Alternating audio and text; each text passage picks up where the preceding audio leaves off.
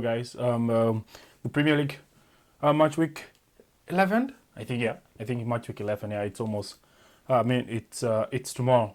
It's tomorrow, and then we go for the break. How do you call it? International DUDU, international holiday. So the players break into their countries, and they go in and they play the represent their countries for the upcoming World Cup. But yeah, guys, let's get back again to Premier League match week 11. We've seen match week 10, so entertaining. It was so nice, good competition, especially Manchester, Tottenham, Spurs, and Chelsea. That was a beautiful game. That was a beautiful game. Though we had some controversies in it, but yeah, that was a really, really beautiful game in it. And so let's go into it. This week we have match week 11, the last games before, like I said, before the break. So let's just check what's coming in into our games for this week.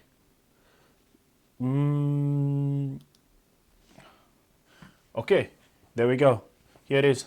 So the first game, very early in the morning. That's like early kickoff. Tottenham Hotspur vs Manchester United. This one of the toughest one. I like this one a lot. How nice it is always to watch this game, especially United playing Tottenham Hotspur. It's a thriller of goals, not an easy something. It's a thriller of goals always. It ends like in 4-3, 2-2, 3-1, this and that and so on, and a few yellow cards. There's gonna be yellow cards, not a few, but definitely there's gonna be yellow cards in there. So if you're betting, please just make over 2.5 yellow cards in there and over 1.5 goals, and you get good odds. Trust me, you're not gonna fail, right? So yeah, Manchester United, Tottenham, it's an early kickoff. It's a fantastic game. Man United has been on form of recent. Tottenham Hotspur as well has been on good form. And yeah, they just came back from a huge victory against Copenhagen on Tuesday in the Champions League. When Manchester United, they don't play any international league competition at the moment, but they are focused more in the domestic game. So it's a huge game for tomorrow. Yeah, definitely. It's a must watch for this game. Our second game at 10 o'clock in the morning. That's North American time, Eastern time. Yeah, Everton vs Fulham. This is one of the most competitive one too. It's like mid-table teams. They are good to go on each other. So I don't know what you say about it, but it's a nice game to watch. West Ham United Burnley. Again, we saw West Ham coming up with a victory, 3-1 against. That was on a Monday Night Football playing Newcastle United, and they won. That was really like a huge game and huge win for them, at least something that was promising. But for Burnley, it's always Burnley. After that the defeat against Arsenal, I think they will do something more meaningful and powerful here. Sunderland and Arsenal. Yeah, Arsenal again fighting for top one. They want to make sure that they go into the international break with again being on top position, like number one. So it won't be a surprise if Arsenal win. But then again, what I would want you to hear about Granit Xhaka today is from Mikel Arteta, how he appreciated Granit Xhaka and how he loved Granit Xhaka. So it's his player. Why not? Chelsea vs Wolves. Again, Wolves are still suffering. I would say like they are still having problem. Chelsea on the other side is so phenomenal against this team. So why not? Chelsea might secure a win here. Definitely, if you're betting again, I would say put 2.5 goals for Chelsea. And yeah, that'll go ahead. Then on Sunday, Aston Villa and Bournemouth. Again, Bournemouth with a loss, I think. Yeah, they lost to Liverpool. Was it Liverpool or City?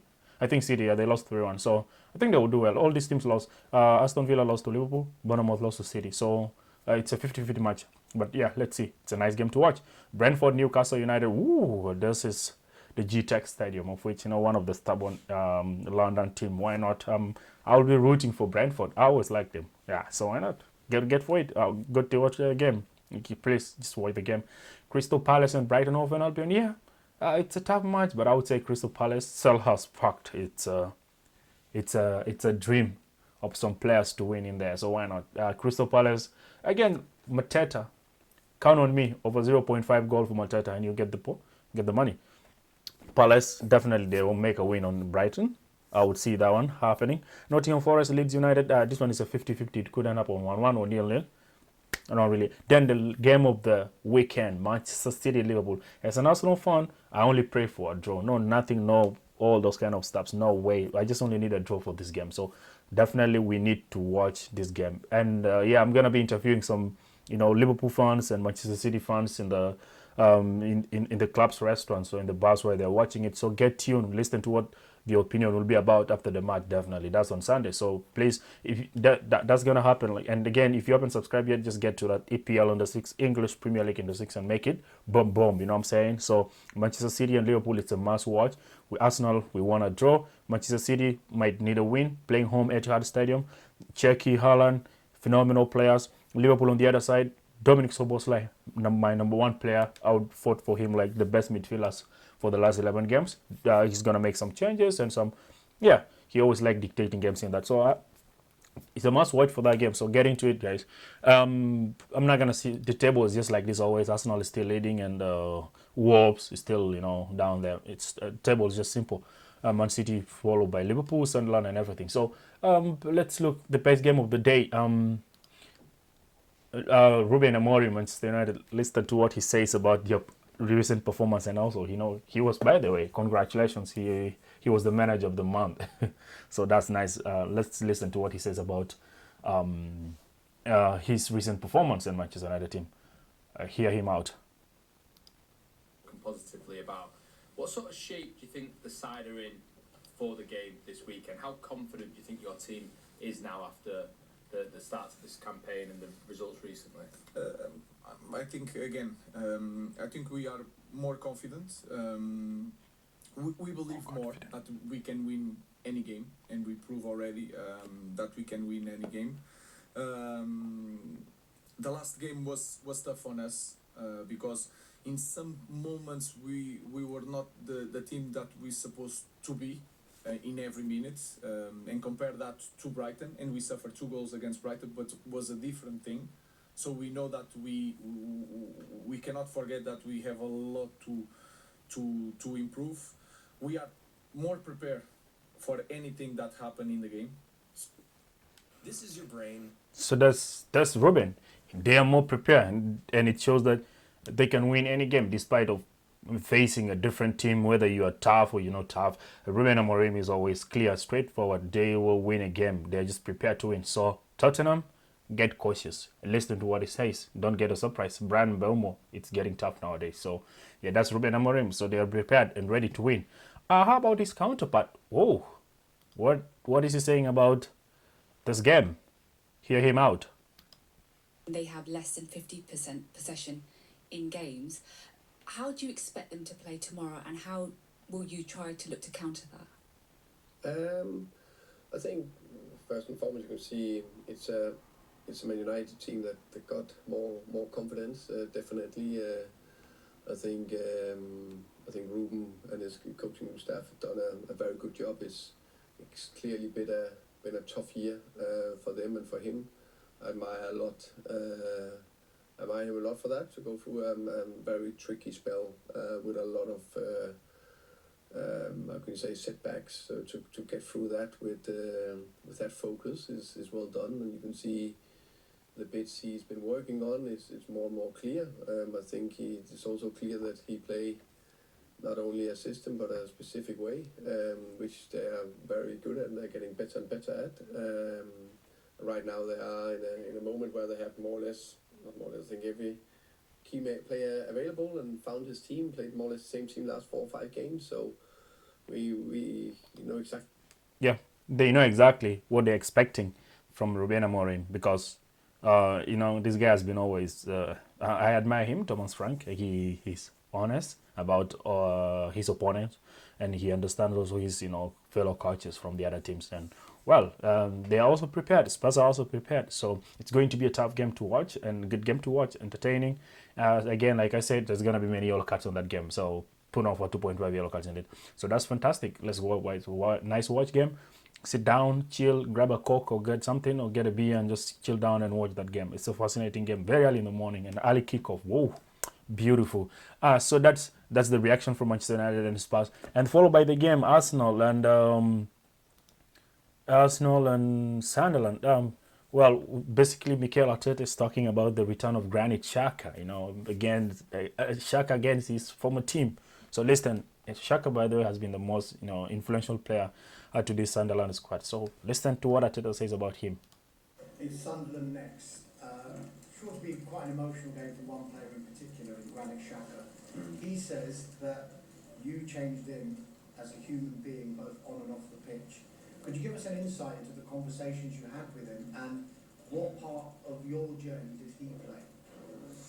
Yeah, I loved every minute that we spent together. When I joined, he was in a special moment, I would say, of his life and his career. And between all of us, we tried to guide him, to give him a different perspective, to make him feel loved, valued, and he responded in an incredible way. So he made me a better coach. He helped us to develop and improve a lot as a football team and as a club, and I will be eternally grateful because I have great memories with him. Given the relationship you had with him, well, when he did leave in 2023, how reluctant were you to let him? Yeah, definitely. He changed Granit Xhaka. That's what Xhaka said, by the way. Ever since Arteta stepped into Arsenal, he found him and gave him the captainship. His life changed, both internally and externally. That's like inside the stadium and outside the stadium. He became more responsible. You know, we as Arsenal fans, we have that. We've been having that problem with Xhaka by then, because him, you know, giving us those kind of nightmares when he gets those red cards and just like, you know, random red cards. But when Arteta came in, at least Arteta shaped him well, so he appreciated Arteta on that. And it's going to be an emotional game really tomorrow, especially him playing against Arsenal. And the most emotional part is now when he's going to be playing at Emirates Stadium. Anyway, we're going to the Stadium of Light tomorrow, but when in Emirates Stadium, we still respect him, you know. So Granit Xhaka is that kind of a brother when you have at home, like that kind of stubborn guy you hate, but when he's gone, you'll miss him. We definitely miss Granit Xhaka because he was the man, you know, with Carl Jones. That's the guy who will be like, hey, you know what, you don't play with me. And, you know, he was supporting Arsenal, you know. So he was stepping as a father, a leader. So why not? It's going to be emotional again to play against him tomorrow. But yeah, it's a fantastic game again. To watch Arsenal, you have to do something well. That was from Mikel Arteta. That's his relationship. And Granit Xhaka. So the next game, let's listen to Maresca, what he says. Chelsea and Wolves. Abby's injury is probably the newest one, isn't it? Quad injury. Where's he at? How is he? Because he's had an absolute horror show of injuries, hasn't he, over the last Yeah, couple of years? we don't have an update at the moment, so we need to wait still some hours to do all the check that he needs. But for sure, yeah, he's at the moment he's injured. Yeah, and obviously not going to feature. Say again? Not going to feature in the immediacy. No. But how bad is it? He's Just Chelsea, you know, Maresca is just so well organized. So he's like stable. So he's just going to approach the game. Despite of the many injuries, concerns, and everything that they have in the squad, still Maresca will do something meaningful. And definitely, why not? Chelsea will win this game. So I would still, you know, go for Chelsea in this game. Then let's listen to the main game of the weekend. The main game of the weekend. This is always the beautiful one. This is the beautiful game, a must watch for everybody. What Arne Slot is saying about, you know, the set pieces. By the way, I don't know why now Arsenal is scoring set pieces. Everybody's like, oh, this and that, you know. But Liverpool won Premier League 2019 with the set pieces, right? So let's listen to what he says about the impact of set pieces and if set pieces could determine that game on Sunday against Man City at Etihad Stadium. Listen to him. Four set pieces in the Champions League. Seems far in the Premier League. What do you think are the big differences of the physicality domestically compared to Europe, and how do you go about changing that? No, there is a difference. The difference is that in the Premier League much more is allowed than in Europe.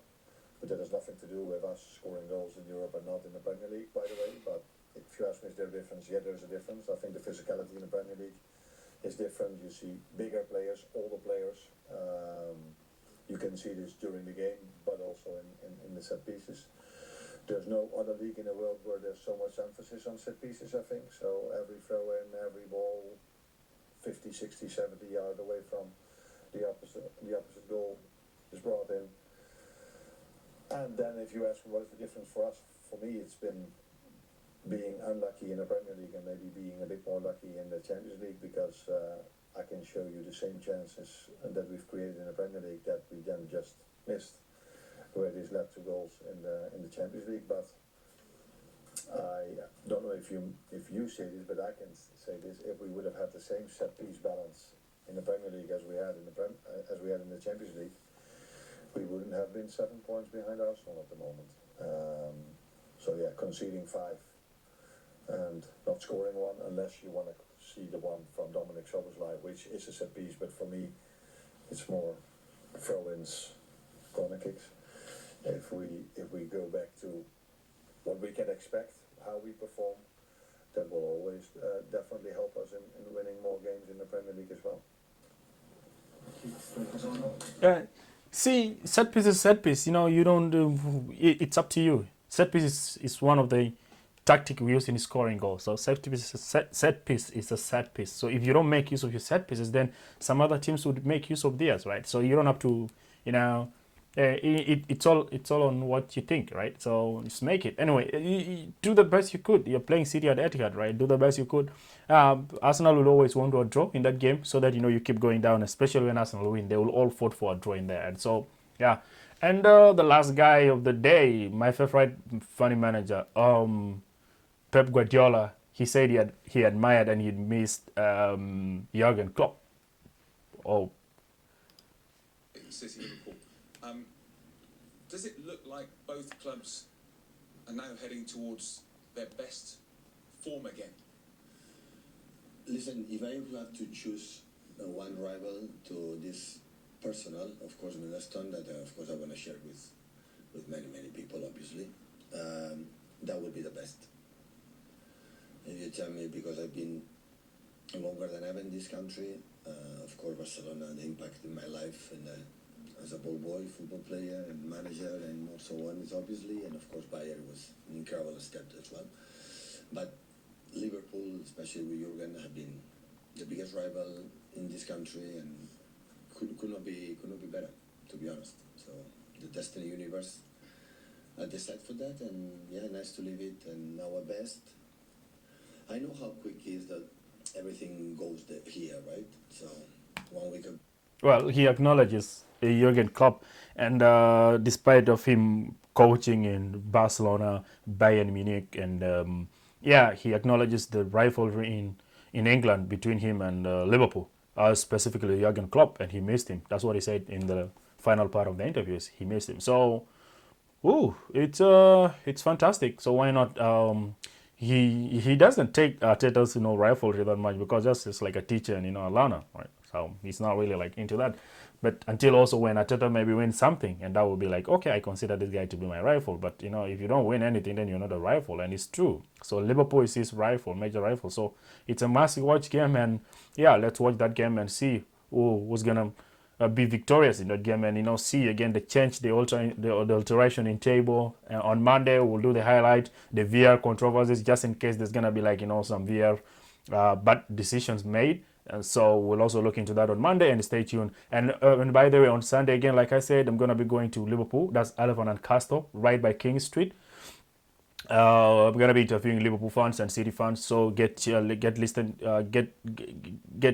to this and listen to what the fans will say, something about the opinions about the game and how the game ended and the approaches and everything about it. So that's it so far, guys. That's a rough matchup for my match week 11 before the players break in for international duty. So I bet this is it so far. And if you haven't subscribed yet, again, just go listen to it, watch the content, and subscribe for it, and make it huge and make it deeper, guys. Otherwise, this is it, and thank you so much, man. We're going to go for international break, and we're going to go like for 1 week or 2 weeks break. There's not gonna be much content, but then again, when we come back, match week 12 again, so nice, and yeah, why not? Come on, man. This is England, English Premier League. It's always fascinating, interesting, and everything, guys. If you haven't subscribed yet, just go down to the YouTube, EPL in the 6, English Premier League in the 6, TikTok as well. There's an account called EPL in the 6. Go in there, put some likes, and as well as Instagram, EPL in the 6, and that's all you started to go. So listen for more content, and that's it so far, guys. So for now, I would say thank you so much, and yeah, all the best in the upcoming games, and yeah, thanks for now. Bye. Cheers.